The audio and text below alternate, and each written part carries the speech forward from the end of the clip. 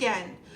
We're ready to move on to the next part of our Wild Thing, which would be to take our finished final Wild Thing composition with his awesome environment and then turn it into a coloring page.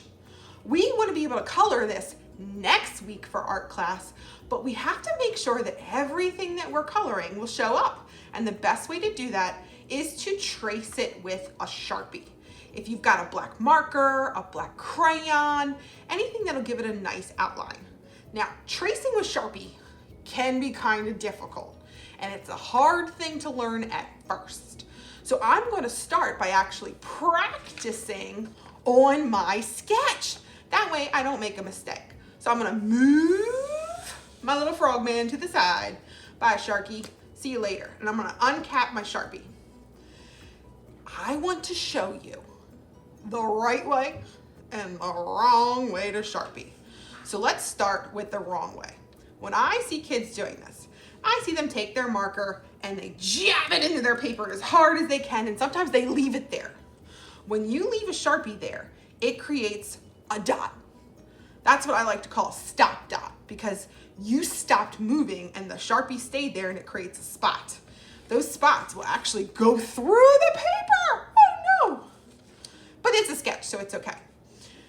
If you take and make short little lines every time you stop and make one line go to another, it creates one of those stop dots.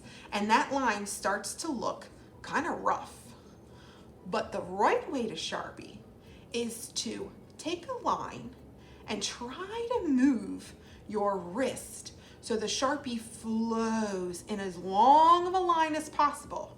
If I do this and go from the bottom of the fin and glide along my paper and move my wrist in a longer motion, I get a longer line with less stop dots, and it looks pretty good. So I'm going to try that a couple of times just to get used to moving my wrist. It makes sense to stop where another line meets another line. Where two lines meet, they form a vertex. And at that vertex is where your dot should be for when you stop. Not in the middle of a line, because that just makes it look sloppy. Now, when you Sharpie your final one and you feel like you got the use of it, start with your Wild Thing first, because that is your focus. You can turn your paper all kinds of different ways to Sharpie if you need to, just to make it easier for yourself. And try again to go in as long of a line as possible.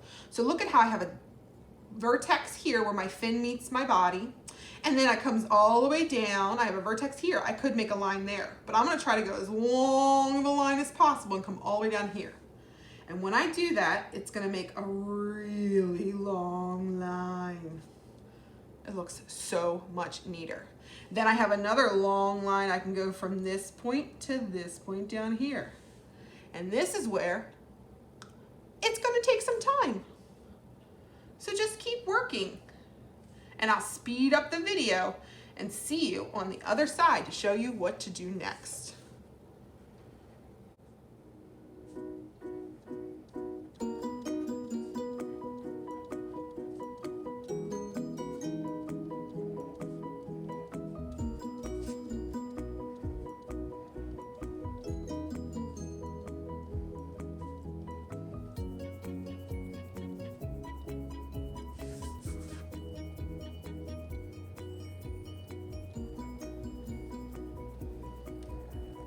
Oh no, I didn't follow my line. I went outside my original drawing. Well, we'll be erasing this anyway, so the easiest thing to correct, or the easiest way to correct that, is to pretend like it didn't happen. Don't Sharpie the line that's not supposed to be there anymore. Just pretend like that tail was supposed to get a little bit longer. And then it won't even look like you made a mistake, especially if you come back in afterwards and erase. All you see is your beautiful Sharpie. No one will ever know that tail wasn't supposed to be like that in the beginning. That's turning our little mistake into a happy accident. I kind of like the way it looks now. Back to Sharpieing.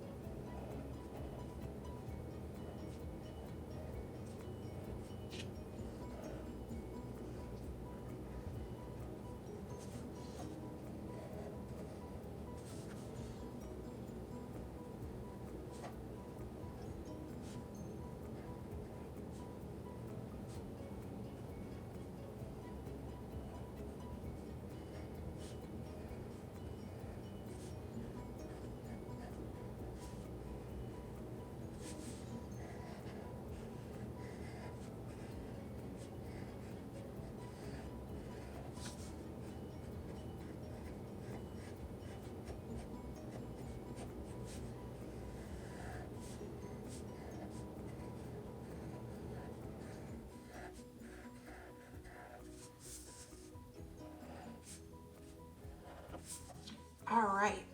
Now I deliberately left that tree blank and did not Sharpie it because the next step, just like when I fixed my mistake, is to take your eraser because it looks a little sloppy in some parts where I wasn't following super closely. And over every single line, I want to go through and erase. This will help you also see where you went outside the lines a little bit. You can clean those little spaces up. And if you forgot something, as you're erasing on your picture, the pencil will go away and you can just come back in and fix it immediately with your Sharpie and make that image come back. You want to make sure that you hold your paper because if you just start erasing, you could rip, you could tear, it could mess up. But if I hold it and then erase kind of the spots between my fingers or around my hand closest to it, it holds the paper flat and lets me erase a little bit cleaner. When you get to the edges, if you erase in, it's gonna tear. So always go from the inside of the paper and erase to the outside edge.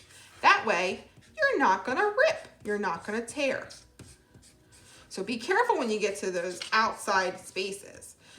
And then when you get back to the middle of the paper, you just erase everywhere. Look at how this side of my picture already is starting to look like a coloring page. But don't color it yet. You want to erase absolutely everything. And then next week, your teacher will show you some cool ways to add color to your picture and bring it to life. Keep erasing until you're all done.